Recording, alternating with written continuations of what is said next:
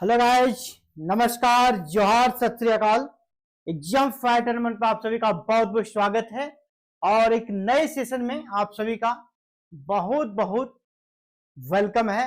और आज बात करेंगे हम लोग बिहार जी हाँ, बिहार एलिजिबिलिटी टेस्ट, बिहार पात्रता परीक्षा, जिसको पास करने के बाद आप बिहार में अपकमिंग असिस्टेंट प्रोफेसर एग्जाम्स के लिए एलिजिबल हो जाएंगे।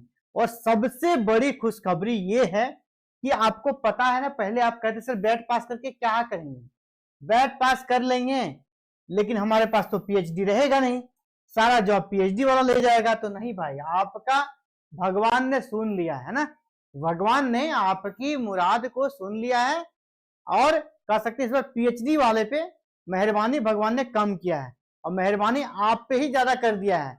आप सिर्फ एक बैट एग्जाम पास करके असिस्टेंट प्रोफेसर बन सकते हैं और जो पीएचडी किया है, नेट है, जेआरएफ है ना, पुराने लोग, हो सकता है उसको ये जॉब नसीब ना हो, क्योंकि आपकी तैयारी बिल्कुल ताजा, अभी ना फ्रेश तैयारी रहेगा।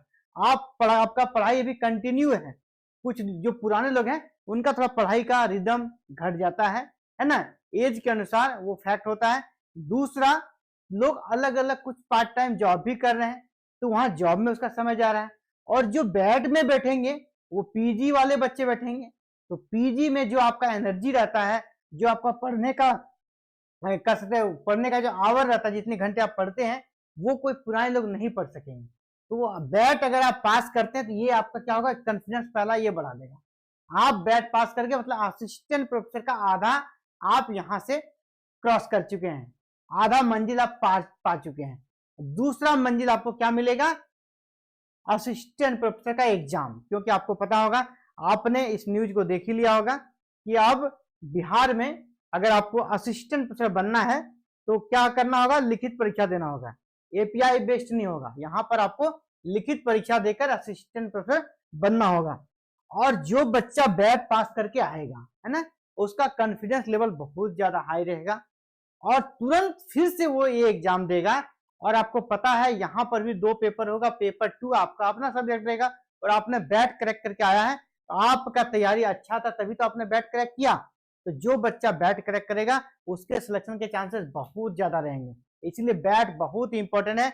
जो नेट नहीं निकाल पा रहे हैं, जेआरएफ नहीं निकाल पा रहे हैं, उसके लिए बिहार एलिजिबिलिटी टेस्ट एक बहुत बड़ा ब्लेसिंग रहेगा गॉड का, कि आपको ऐसे समय में बैट भी दिया जब एक बड़ी वैकेंसी भी आपका इंतजार करिए। और वैकेंसी का जो सिलेक्शन प्रोसेस है वो भी पूरी तरह बदल गया है, आपके फेवर में चला गया है, क्योंकि यहाँ एग्जाम आधारित सिलेक्शन हो गया।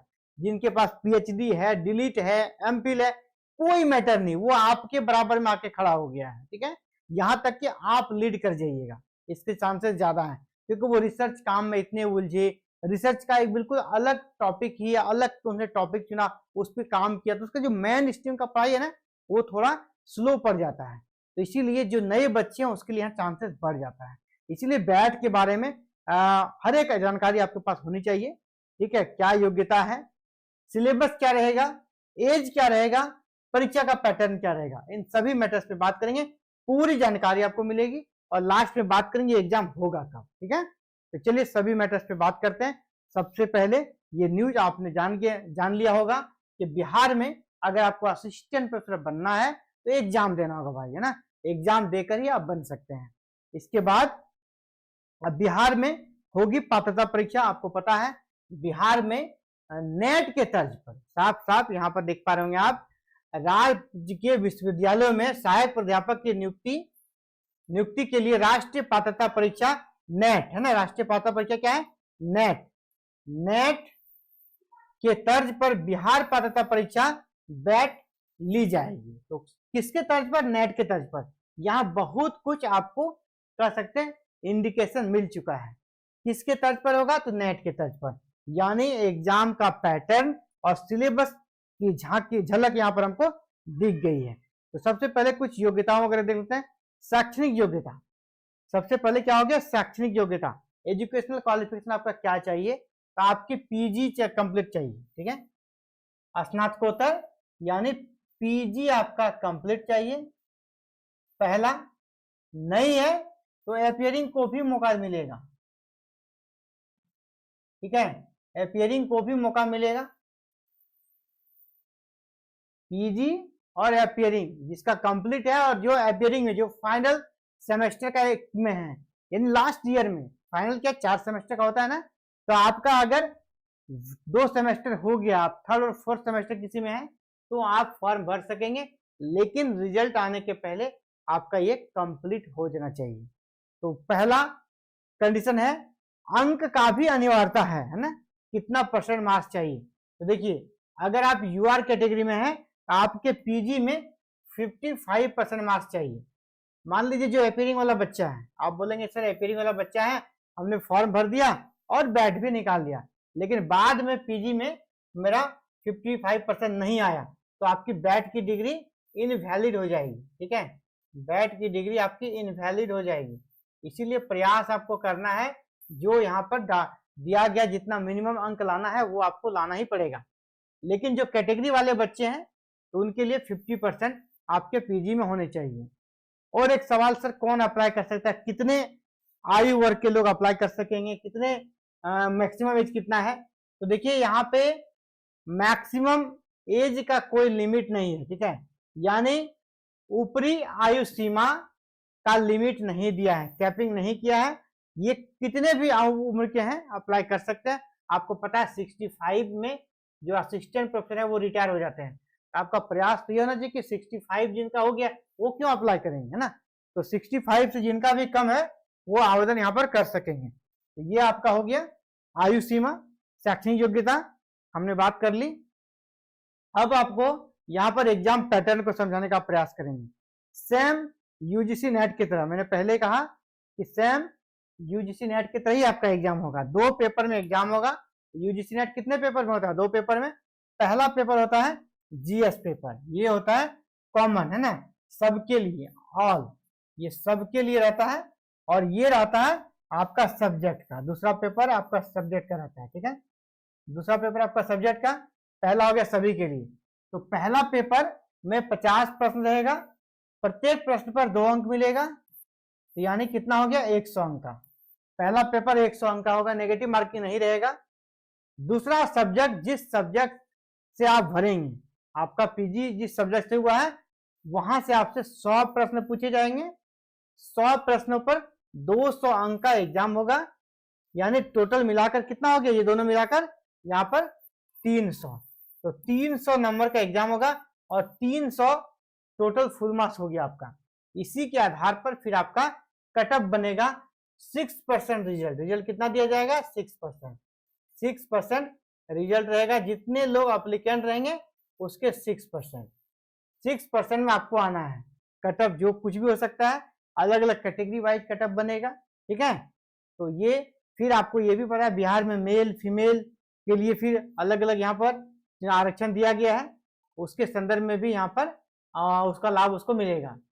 इसका पाठ्यक्रम जैसे मैंने पहले कहा, सामान्य पेपर जो रहेगा, जो यूजीसी नेट का पहला पेपर है वही रहेगा। अगर इसको आप देखना चाहे वर्ड में तो देखिए, शिक्षण और अनुसंधान योग्यता, तर्क क्षमता, सामान्य जागरूकता की समझ का परीक्षण के लिए डिजाइन किया गया है।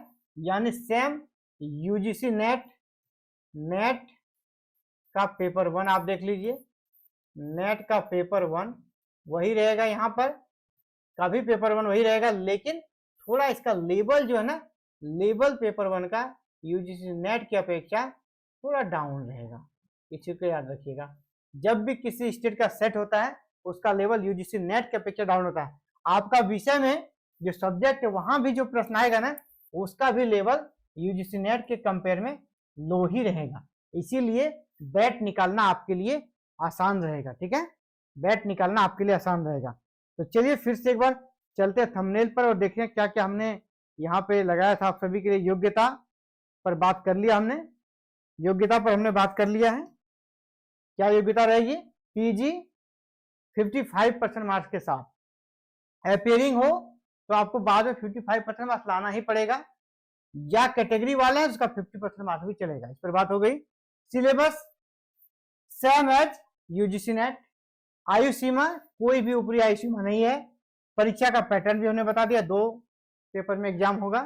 तो अब ये जो सवाल है सबसे इंपॉर्टेंट, एग्जाम कब होगा? जिस प्रकार आपने ये न्यूज देखा होगा, ये न्यूज जो देखा होगा आपने, है ना, ये इसमें टारगेट क्या है, इसमें सरकार का लक्ष्य क्या है?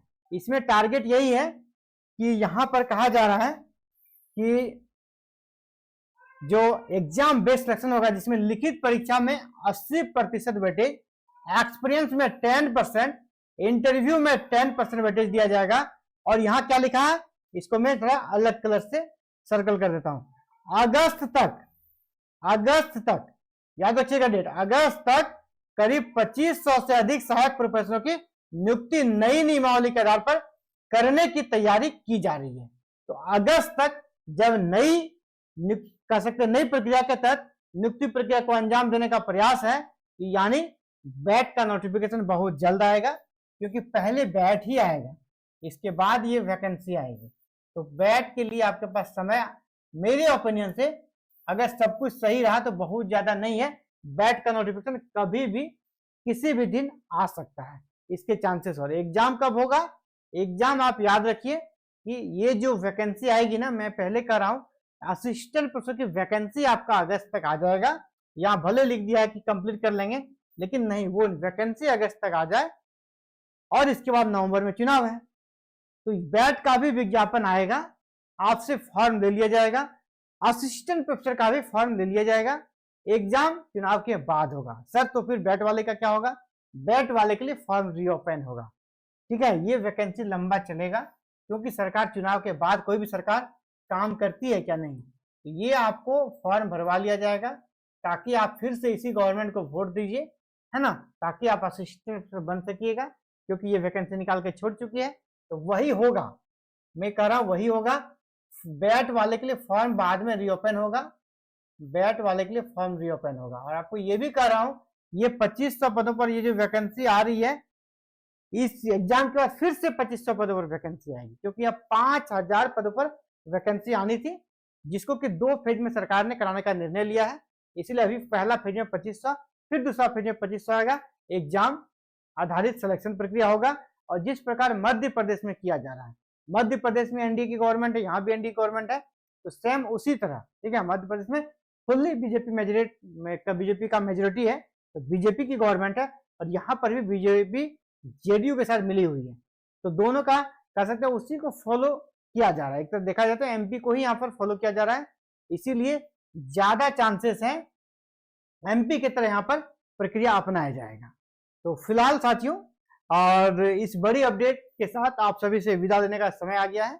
और ऐसे ही अपडेट को जानने के लिए और बैट और बिहार असिस्टेंट प्रोफेसर वैकेंसी की तैयारी के लिए आप हमारे ऐप पर आए, वहां सारे अपडेट भी आपको मिलेंगे और आपको कोर्सेस भी वहां पर मिल जाएंगे। अगर आप कोर्स करना चाहें बैट के लिए या बिहार असिस्टेंट प्रोफेसर एग्जाम्स के लिए, दोनों के कोर्सेज आपको मिल जाएंगे। ठीक है, तो इसके लिए क्या करना है, अभी आपको सबसे पहला काम ऐप को डाउनलोड करके रख लेना है, क्योंकि ऐप अगर आप डाउनलोड करके रखेंगे ना, तो फिर आप तक नोटिफिकेशन जाएगी और आप जब कोर्सेस लॉन्च करूंगा बैट का, तो आपको पता चल जाएगा, या कोई अपडेट आएगा, कोई इंफॉर्मेशन आएगा, वो भी हम ऐप पे नोटिस के माध्यम से आप सभी को अपडेट देंगे।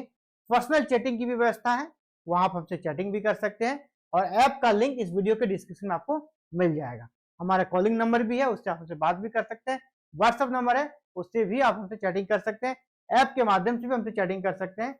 तो इस सभी के लिए आपको इस वीडियो के लिंक डिस्क्रिप्शन में जाना है, वहाँ अलग अलग लिंक है, आप जिसमें चाहे ऐप डाउनलोड कर सकते हैं, टेलीग्राम से जुड़ सकते हैं, व्हाट्सएप से जुड़ सकते हैं, या फिर कॉल कर सकते हैं। जो भी आपको इन्फॉर्मेशन चाहिए, सारा इन्फॉर्मेशन आपको दिया जाएगा। तो चलिए, इस वीडियो में इतना ही, जल्द मिलते हैं एक नई वीडियो में नए अपडेट के साथ। आप सभी का हमसे जुड़ने के लिए बहुत बहुत आभार। जय हिंद, जय भारत, जय बिहार।